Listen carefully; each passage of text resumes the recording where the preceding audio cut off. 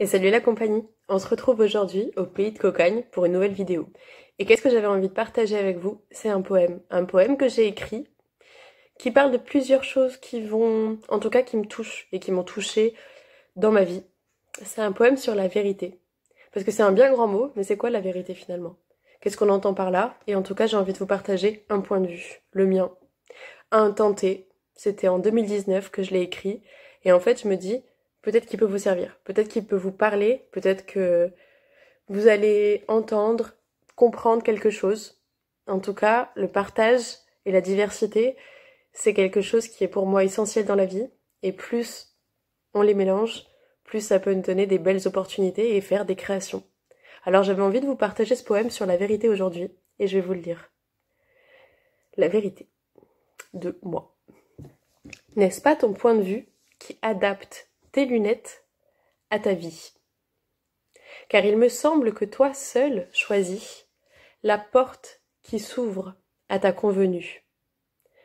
Est-ce bien responsable, cher monsieur, chère dame, de laisser pour vous jouer les cieux, puisqu'il s'agit d'un moment audacieux, quand décider qui des deux mènera le jeu? Chaque particule est interprétation. Ta vie est un rêve, soit, finalement, la moitié de la réalité. Et c'est grâce à ton attention que tu parviendras à la transformer en ce qui devient ton opportunité. Alors seulement à ce moment-là, quand ta conscience te fait référence, ton monde passera de vanille à chocolat. Que tu puisses expérimenter grâce à tes sens l'éloquence de leur qualité. Et ce, du premier au dernier. Le nouveau-né que tu étais a évolué vers un être augmenté, celui qui a accédé au potentiel innommé qu'est la révélation que tout est inné. Par notre volonté, le monde est généré.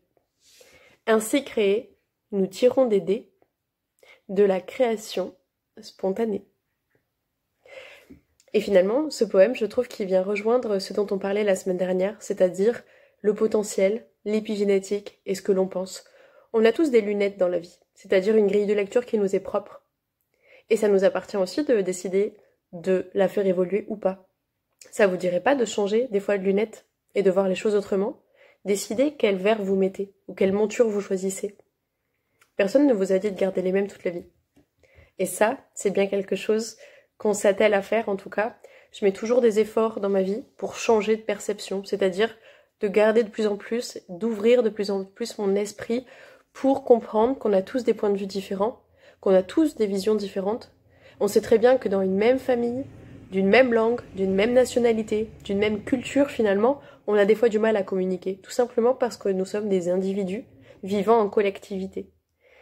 Et plus on accepte peut-être carrément d'enlever nos lunettes, donc nos filtres, plus on arrive à une ouverture d'esprit et aussi à un choix de ce que l'on garde ou ce que l'on garde pas dans nos vies. Alors sur ce, je vous souhaite de continuer à ouvrir tout ça et une très très belle journée ou soirée. Et nous on vous fait des bisous.